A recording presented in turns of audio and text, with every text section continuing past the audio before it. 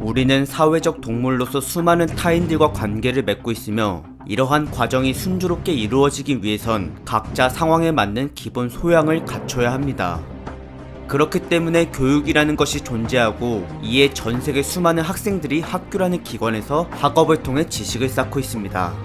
그리고 미국 같은 경우 여기는 워낙 공부와 운동의 병행성을 중요시 여기다 보니 제 아무리 엘리트 체육 특기생이라 할지라도 최소 학점을 넘기지 못한다면 경기 출전을 무조건 금지시키는데요. 반대로 학생 입장에선 훈련에만 온 시간을 다 쏟아 부어도 모자랄 판에 지친 몸을 이끌고 공부까지 해야 한다는 것입니다. 그런데 이미 프로리그에 입단해서 공부를 할 필요가 없는데도 불구하고 굳이 학점을 챙기겠다며 다시 또 대학교로 들어간 NBA 선수가 한 명 있으니 그는 바로 경기를 뛰지 않아도 1년 평균 거의 500억 원을 버는 중인 존 월이라는 선수이며 현재 그의 연봉은 NBA에서 네 번째로 높기에 그만큼의 몸값을 실력으로 입증해야 하는 위치에 놓여져 있습니다. 그러나 기대와는 달리 조널은 뜬금없이 학업에 전념해서 대학 졸업장을 받아오겠다는 선언을 하였고 이것 때문에 그는 일부 팬들로부터 온갖 조롱을 받고 있는데요. 대체 무슨 이유가 있었길래 탑클래스 선수가 이러한 선택을 하게 된 건지 지금부터 그의 비밀스러운 속사정을 파헤쳐 보도록 하겠습니다.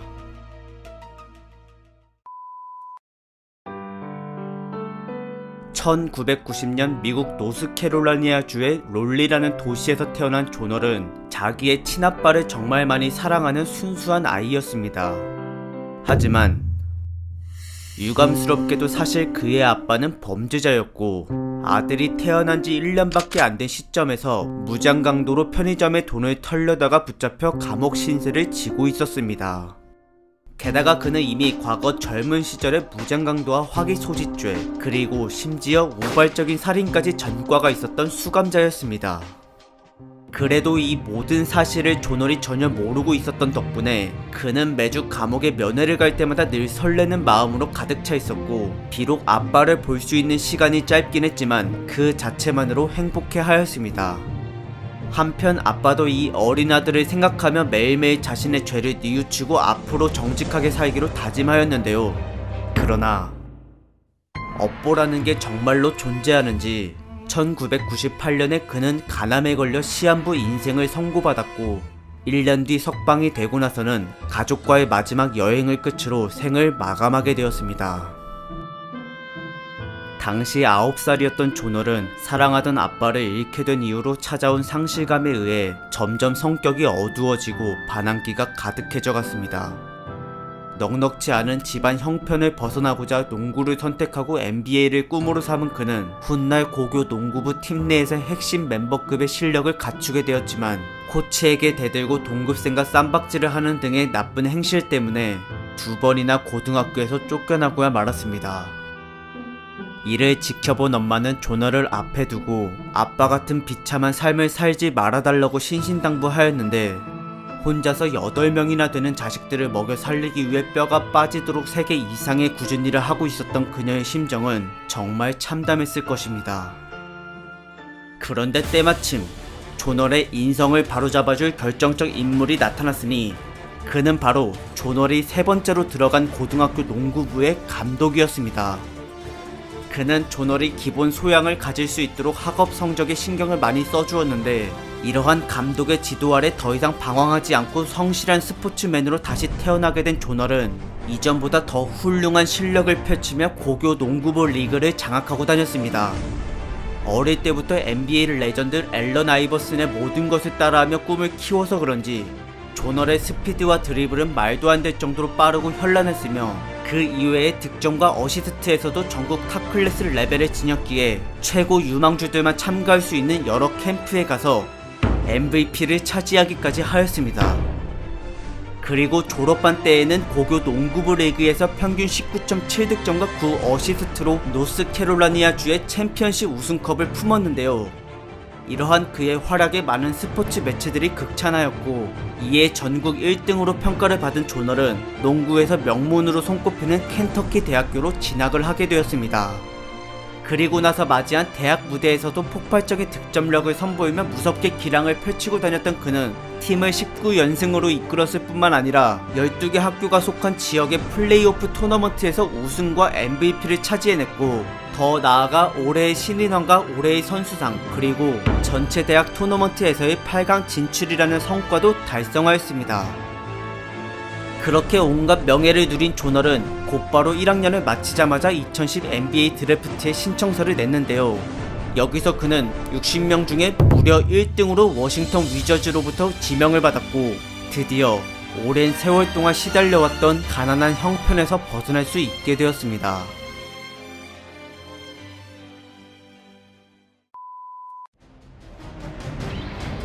궁핍한 삶에서 탈출했다고는 하지만 루키 계약만 가지고는 아직 안심할 수가 없는 상태. 3-4년 뒤에 이루어질 재계약 협상 때의 연봉을 높게 체결하려면 반드시 NBA 괴물들 사이에서 독보적인 활약을 보여야만 했습니다. 이에 필사적으로 경기에 뛰어드는 포인트 가드 포지션의 조널은 1년 차임에도 불구하고 전체 선수들 중에서 6번째로 높은 평균 어시스트 개수를 기록하였는데요. 이러한 재치있는 패스 실력만큼 득점에서도 자신감이 넘쳐 흘렀던 그는 드래프트 동기들 중에서 가장 높은 평균 점수와 함께 매달 동부에서 딱 한 명밖에 뽑지 않는 이달의 신인왕까지 4연속 차지하는 쾌거를 달성해냈습니다. 그렇게 커리어의 첫 단추를 그 누구보다도 잘 채워나간 조널은 농구 인생에서 딱 한 번밖에 기회가 주어지지 않는 올해의 신인왕을 바로 코앞에 두고 있었는데, 하지만 그 영광은 1년 꿇은 복학생 블레이크 그리핀이라는 21세기 최고의 루키에게 만장일치 투표로 빼앗겨버렸습니다. 2년차를 맞이하게 되면서 조널의 성장을 기대한 팬들이 많았지만 막상 그의 경기력은 너무나도 별로였습니다. 포인트 가드이자 팀의 핵심 멤버라서 공의 주도권을 받았음에도 불구하고 루키 때부터 지적받아온 턴오버 실책을 여전히 엄청나게 많이 저질렀으며, 과거 고등학교 시절부터 극찬받던 드리블은 정작 NBA 무대에선 직선 방향으로밖에 제대로 하질 못해 돌파가 잘 이루어지질 않거나 그저 막무가내였습니다. 그렇게 볼 핸들링이 유연하지 못하다 보니 하프코트에서 공격을 시작할 때는 조널의 스피드가 생각보다 기대 이하였는데요. 단순히 속공 찬스에만 엄청나게 빠르고 위협적이었을 뿐 일반적인 공격 상황에선 그저 답답한 모습이 대부분이었습니다. 게다가 어찌어찌 돌파에 성공해서 득점 기회를 잡았다 하더라도 침착성과 슈팅 능력이 부족해서 눈앞에 쉬운 레이업을 놓친다거나 드리블 도중 쏘는 점프샷을 자주 실패하곤 했습니다. 이 때문에 자신감이 하락했는지 그는 3점 슛도 거의 시도하지 않게 되었고, 이마저도 7%밖에 성공률을 찍지 못했는데요. 가뜩이나 동료들까지 하나같이 플레이가 자기중심적이고 너무 어리숙해서 서로 간의 팀워크는 말 그대로 실종된 상태였습니다. 그래도 다행히 시즌 말기에 조널을 위한 방향으로 팀 구성원들이 대거 바뀌면서 팬들은 앞으로의 성적 향상을 기대하였지만 3년차가 시작되기 전 갑자기 조널이 무릎 부상을 당하는 바람에 워싱턴 위저즈는 개막 이후 5승 28패로 처참하게 깨지면서 절망감에 빠져버렸습니다. 그런데 이때 부상을 극복하고 돌아온 조널에게 엄청난 변화가 보이기 시작했는데요. 재활 치료 기간 동안 악바리로 슈팅과 볼 핸들링을 갈고 닦았는지 여러가지 방향 전환 드리블 기술들을 이전보다 훨씬 더 물 흐르듯이 구사해냈고, 동시에 상대 수비 하나쯤은 우습게 벗겨버릴 정도로 스피드가 빨라졌으며, 무엇보다 가장 놀라운 건 이전까지만 하더라도 부정확하고 소극적이었던 그의 점프샷에 이제는 자신감이 넘쳐 흐르고 있다는 것이었습니다. 이러한 조널의 각성에 많은 팬들이 열광하였고, 곧이어 팀 성적 또한 남은 경기에서 50% 가까이 승률이 나오자 시즌이 끝난 뒤 조널은 구단으로부터 무한한 신뢰와 함께 거의 맥시멈에 가까운 고액의 연봉 재계약을 체결하게 되었는데요.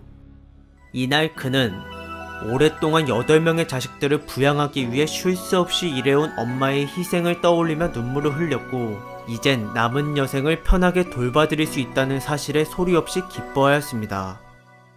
그리고 이날 이후로 그는 어려운 형편의 지역 사람들을 돕기 위한 기부 활동에 많은 참여를 하였으며, 비록 그 과정 속에서 자신의 후원을 받는 중인 림프종 환자 아이가 투병 끝에 세상을 떠났던 슬픈 기억도 있었지만, 이러한 조널의 진심 어린 선행은 전 세계 팬들에게 큰 감동으로 전해졌습니다.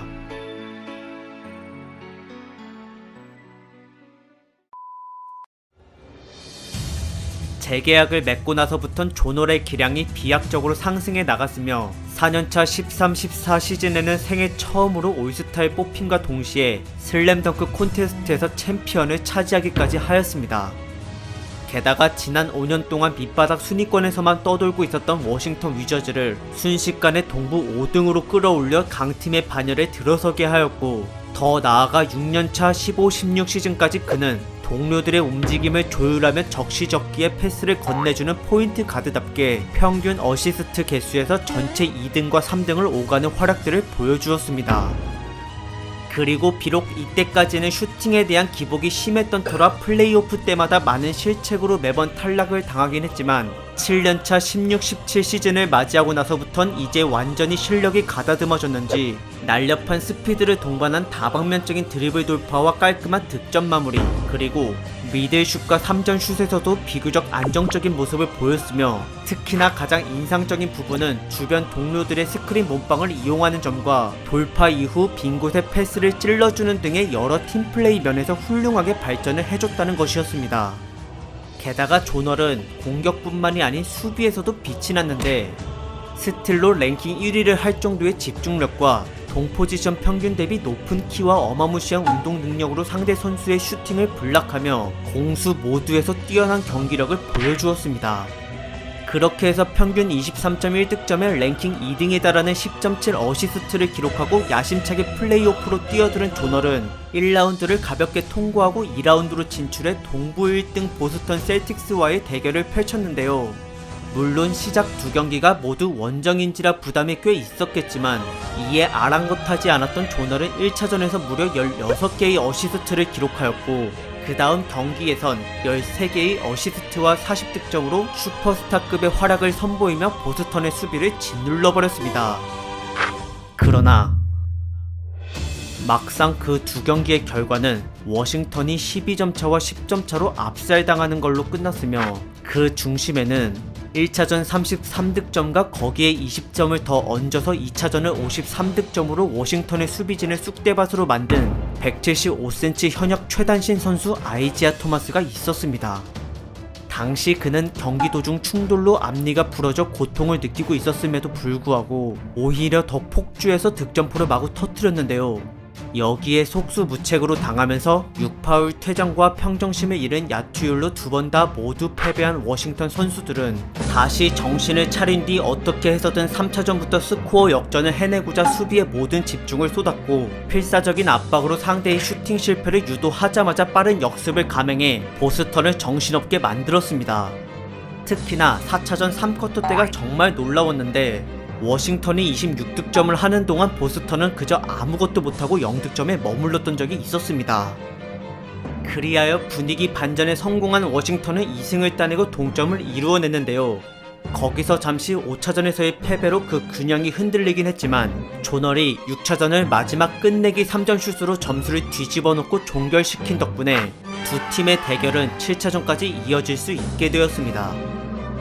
하지만 역전승에 모든 힘을 다 써버렸는지 마지막 7차전에서 조널은 보스턴의 집중견제를 극복하지 못했고, 그 결과 고작 34%의 필드골과 3점 성공률 12%라는 초라한 성적을 남기며 비참하게 10점 차로 탈락해버렸습니다. 그래도 시즌이 끝난 뒤 조널은 워싱턴으로부터 두터운 신뢰와 기대를 받으며 4년 동안 총 1억 7천만 달러라는 천문학적인 연봉계약을 체결하였는데요. 반드시 MVP를 달성해내겠다는 포부를 내비친 조널을 바라보며 흐뭇해하고 있었던 워싱턴은 앞으로 다가올 장밋빛의 시뻘건 악몽을 전혀 모르고 있었습니다.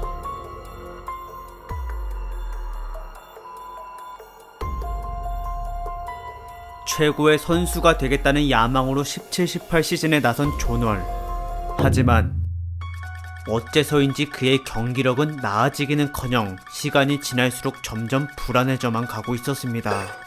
그리고 설상가상으로 시즌 도중 거의 2달을 못 뛸 정도의 무릎 부상을 당하는 바람에 워싱턴은 매우 곤란한 처지에 놓여지게 되었는데요. 그런데 의외로 존월이 있을 때보다 없는 상태에서의 팀워크가 더 잘 이루어지고 있자 이런 동료들을 바라보는 존월의 입장이 꽤나 난처해졌습니다. 사실 이제까지는 존월을 위주로 공격이 전개되었기 때문에 대부분의 팀원들은 능력 대비 제한된 역할을 맡을 수밖에 없었고, 그로 인해 서로 간의 전체적인 시너지 효과는 거의 미미했습니다.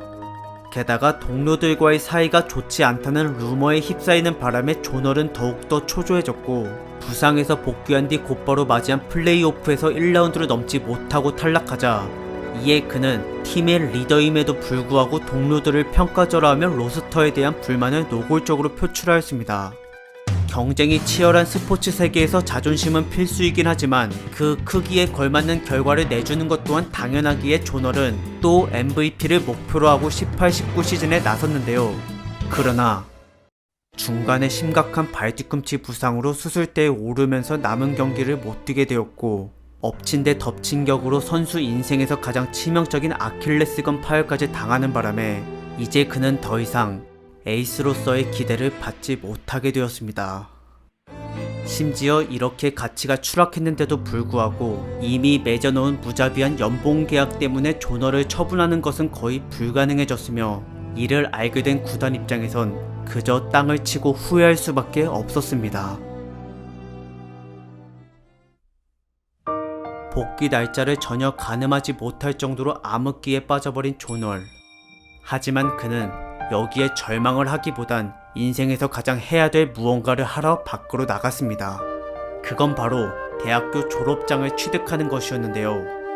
그 이유는 돌아가신 아버지의 유언을 따르기 위해서였습니다. 젊은 시절의 대부분을 감옥에서 보내며 자신의 죄를 뉘우쳤던 아버지는 후회스러운 과거를 뒤로하고 죽기 전 아들에게 진지한 부탁을 한 적이 있었는데, 그 내용은 항상 더 나은 사람이 되기를 노력하고 공부도 열심히 해서 반드시 대학교에 들어가 달라는 것이었습니다. 비록 범죄자이긴 해도 이를 전혀 몰랐던 유년기 시절의 존월에게는 지금까지도 단 한 명뿐인 소중한 아버지이기에 그 약속을 지키고자 과거에 다니던 켄터키 대학교로 들어가서 학업을 이어나가고 있는데요. 물론 이를 우스갯소리로 먹튀라고 야유하는 일부 팬들이 존재하긴 하지만 당사자 개인의 입장에선 정말 고민을 많이 하고 내린 결정일 것입니다. 게다가 평소 그는 어머니의 건강 때문에 마음 한구석이 늘 불편했는데, 과거 고생을 너무 많이 한 탓에 오랫동안 폐렴을 앓고 있었고, 이는 결국 아들의 경기를 보러 가지 못할 정도로 심각해졌으며, 그러던 어느 날 2019년 12월 13일 존월을 홀로 키운 어머니마저 암투병 끝에 세상을 떠나고 말았습니다. 어릴 적에 아버지가 돌아가셨기 때문에 어머니가 2명의 역할을 했습니다. 그런 어머니를 생각해서 2번을 제 등번호로 정했습니다. 가난한 시절 8명의 자식들을 먹여 살리고자 무슨 일이든 마다하지 않았던 그의 어머니. 당시 그녀가 느꼈던 삶의 무게는 이루 말할 수 없을 정도로 힘겨웠을 것이며, 존월 또한 이를 알고 있기에 유니폼 2번을 다른 것인데요. 부상으로 기량이 밑바닥에 추락하긴 했어도 자신의 어머니가 생존의 부담감을 이겨냈던 것처럼 존월도 지금의 힘든 시기를 잘 극복했으면 좋겠습니다.